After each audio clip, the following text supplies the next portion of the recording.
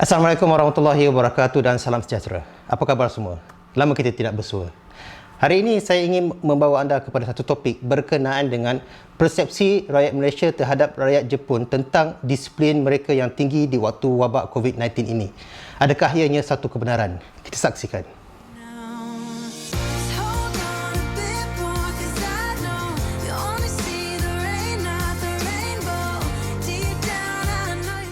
Tuan-tuan dan puan-puan, ramai maklum yang rakyat Jepun ini mempunyai jati diri dan disiplin yang tinggi di kalangan mereka dalam pelbagai perkara.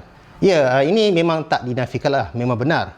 Kalau tak, macam mana mereka boleh menjadi sebuah negara gergasi ekonomi dunia pada satu ketika dulu, walaupun mereka ini hanyalah sebuah kepulauan yang kecil.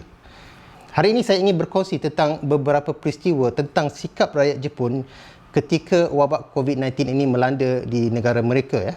Berita-berita ini adalah yang saya petik daripada stesen televisyen, berita semasa dan juga media masa mereka. Saya minta anda untuk menonton video ini hingga tamat supaya anda mendapat gambaran yang jelas tentang apakah benar persepsi anda selama ini tentang disiplin rakyat Jepun yang tinggi ini adalah benar ataupun tidak.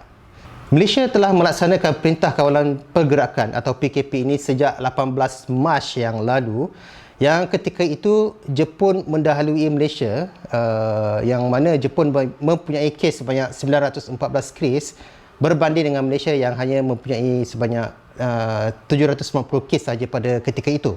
Okey, sebagaimana semua maklum, Malaysia telah membuat pencaturan awal untuk terus melaksanakan lockdown berdasarkan simulasi dan juga pengajaran daripada negara China dan juga Korea Selatan. Namun begitu, Jepun masih lagi merasakan yang ancaman COVID-19 ini tidaklah begitu teruk ataupun besar dan mereka meletakkan ekonomi di hadapan.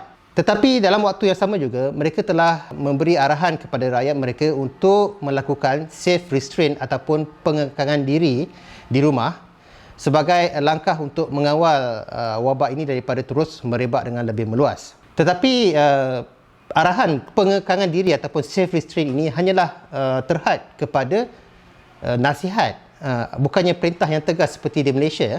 Apakah arahan dan nasihat yang dikeluarkan oleh kerajaan Jepun ini dipatuhi sepenuhnya oleh rakyat mereka? Okey, kita lihat beberapa berita yang dilaporkan oleh televisyen mereka. Yang pertama, pada akhir bulan Mac yang lalu, ramai yang maklum bahawa pada musim itulah musim kemuncak sakura berkembang, waktu berkembang penuh. Okey, walaupun kerajaan telah memberi nasihat supaya rakyatnya tidak keluar beramai-ramai ataupun berkumpul beramai-ramai, tetapi ramai yang tidak mengindahkan arahan ini. Mereka tetap keluar untuk menikmati bunga sakura yang tengah kembang penuh. Sehinggalah pada awal April lalu di Tokyo, di Ueno Park, diberikan arahan untuk menutup sepenuhnya taman itu daripada dikunjungi oleh orang ramai. Pada 7 April yang lalu, Perdana Menteri Shinzo Abe telah mengumumkan state of emergency ataupun darurat kepada 7 buah negeri ataupun wilayah yang besar yang mempunyai kadar kes COVID-19 yang tinggi. Wilayah-wilayah itu ialah Tokyo, Kanagawa, Chiba, Osaka, Hyogo dan juga Fukuoka. Ramai yang menganggapkan bahawa state of emergency ini ialah darurat. Tetapi darurat ini bukanlah dalam erti kata darurat yang sebenarnya seperti langsung tak boleh keluar rumah ataupun semua aktiviti ekonomi ditutup. Ianya lebih kepada penekanan yang lebih serius meminta orang ramai supaya tidak berjumpa antara satu sama lain atau berhubungan antara satu sama lain sebanyak 80%. Saya pun tidak berapa fahamlah bagaimana mereka membuat benchmark ini untuk memantau 80% ini. Yang kedua, pada 6 April yang lalu, sebelum Perdana Menteri mengisytiharkan state of emergency ini, seramai 40 orang pelajar Universiti Keio University, mereka ini adalah intern doktor ataupun bakal-bakal doktor lah. Okay? Mereka telah pergi ke sebuah izakaya ataupun tempat makan atau minum arak. Mereka pergi minum-minum, mabuk-mabuk sehingga 10 jam, yang kononnya mengatakan mereka nak lepaskan geram lah, kerana pada waktu ketika state of emergency ini dijalankan, mereka tidak boleh lagi pergi untuk minum-minum inilah. Dan salah seorang daripada mereka telah kantoi lah, bukan nak kata kantoi, telah disahkan positif, dan apabila dicek ataupun disemak, 18 orang yang lain juga telah disahkan positif. Mereka ini telah melanggar perintah ataupun arahan daripada pihak universiti supaya tidak pergi keluar makan-makan lah. Tengok doktor pun tak ambil indah sangat tentang arahan safe restraint ini. Okey, yang ketiga, kita lihat pula bagaimana anak-anak muda perempuan yang berpusu-pusu pergi ke spa untuk membuat kening rambut, mendadar rambut dan mencabut bulu kaki kerana mereka menjangkakan bahawa ketika state of emergency ini dijalankan, semua spa-spa ini akan ditutup. Jadi ramai pada 6 hari bulan tu mereka cepat-cepat semua pergi ke spa-spa ini untuk membuat benda-benda tadi lah.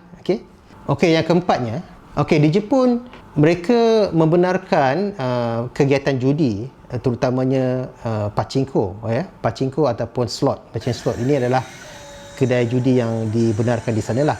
Dan setelah 7 wilayah tadi yang diisytiharkan sebagai state of emergency, ramai penggemar judi ini mereka nak lepaskan gian, mereka terpaksa keluar daripada wilayah ataupun negeri mereka tadi. Sebab di negeri mereka itu semua kedai-kedai pachinko ataupun slot tadi semua telah ditutup. Ini telah mendatangkan masalah kepada penduduk di negeri di sebelahnya lah. Mereka membuat komplain mengatakan banyak kereta-kereta pelik daripada negeri yang tadi tu masuk ke tempat mereka.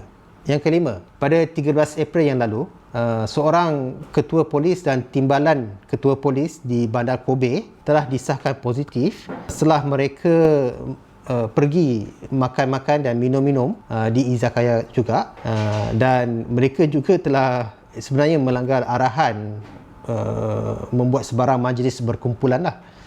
Kita lihat tadi doktor ini ketua polis pula. Dan yang keenam, pada 14 April yang lalu, doktor gigi dan isterinya telah mempunyai simptom demam dan batuk-batuk. Tetapi selepas Perdana Menteri mengumumkan state of emergency, mereka cepat-cepat nak balik ke kampung mereka di Hokkaido ataupun Asahikawa. Setibanya mereka di Hokkaido sana, mereka juga disahkan COVID-19. Ini telah membuatkan ramai penduduk Hokkaido marah sebab orang daripada Tokyo mereka pergi ke Hokkaido dan mereka membawa wabak ini.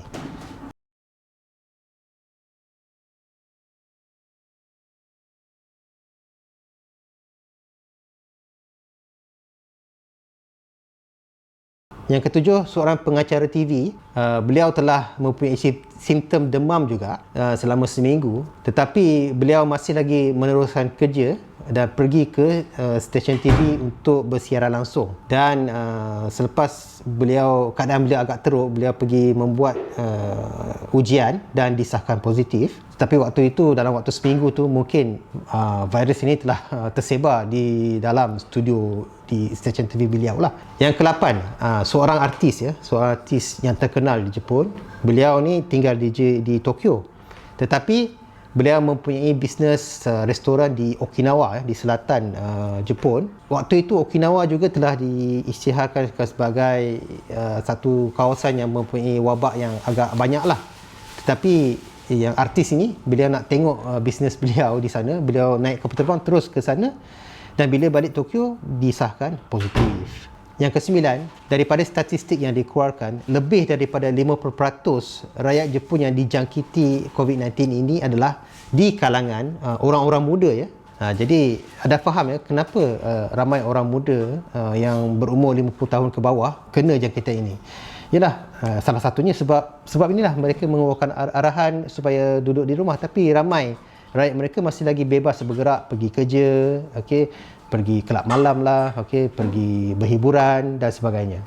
Tuan-tuan, sehingga 16 April yang lalu, kes COVID-19 di Jepun telah mencapai sebanyak 9,225 kes, dan pada hari yang sama juga Jepun baru mengisytiharkan state of emergency di seluruh Jepun. Sekali lagi saya nyatakan di sini bahawa perintah state of emergency ini bukanlah perintah darurat sepenuhnya seperti di Malaysia, iaitu perintah lockdown yang mengekang pergerakan yang lebih serius. Rakyat di Jepun masih lagi bebas bergerak ke sana kemari. Malaysia melaksanakan perintah kawalan pergerakan 18 Mac dengan rekod 790 kes. Namun begitu, setelah sebulan, iaitu semalam, peningkatan kes telah merekodkan sebanyak 5,182 kes.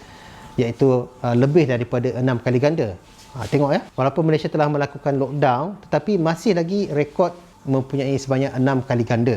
Tuan-tuan bayangkan, Jepun dengan ketidakadaan perintah lockdown sepenuhnya seperti di Malaysia, adakah mereka mampu untuk mengharapkan rakyatnya untuk terus berdisiplin dalam mengawal wabak ini daripada terus merebak? Apakah angka 6 kali ganda itu akan berlaku di Jepun juga seperti di Malaysia? Kita amat bersyukur kita telah melakukan lockdown dan walaupun kita 6 kali ganda, tetapi keadaan di Malaysia adalah lebih baik sekarang, di mana graf kita sudah semakin mendatar dan menurun ya sekarang. Setelah anda mendengar semua peristiwa-peristiwa di atas, kalau ramai lagi yang masih nak memuji tentang disiplin rakyat Jepun ini tinggi ketika wabak COVID-19 ini, saya rasa penduduk di Kuala Berang lebih disiplin tinggi dan lebih patuh pada arahan. Ya, mungkin Malaysia tidak setanding dengan Jepun dari segi kemajuannya, tapi kita patut berbangga ya dari segi toleransi masyarakat majmuk, keprihatinan kerajaan kepada rakyat, kerjasama rakyat kepada kerajaan, nikmat bebas beragama, sumber asli yang banyak dan pelbagai lagi kebaikan di Malaysia ini. Kita patut tonjolkan dan berkongsi bersama untuk kita jadikan inspirasi sesama kita. Okey, janganlah asyik nak puji negara yang maju ataupun negara yang hebat, tapi dalam masa sama asyik nak mengecam negara sendiri. Okey, sebenarnya mana-mana pun sama juga, ada pro and cons masing-masing. Tapi saya mengajak kawan-kawan Malaysia supaya kita lebih berasa bangga dengan negara sendiri dan tidak mengecam berlebihan tentang negara kita. Okay? Ya, kita pun ada kekurangan. Tapi tengok keadaan sekarang, kita adalah lebih baik daripada negara-negara maju seperti Jepun ataupun USA sendiri sekarang. Setakat ini saja untuk hari ini. Saya ucapkan terima kasih kerana menonton video ini. Kita akan jumpa di lain hari. Assalamualaikum warahmatullahi wabarakatuh dan salam sejahtera.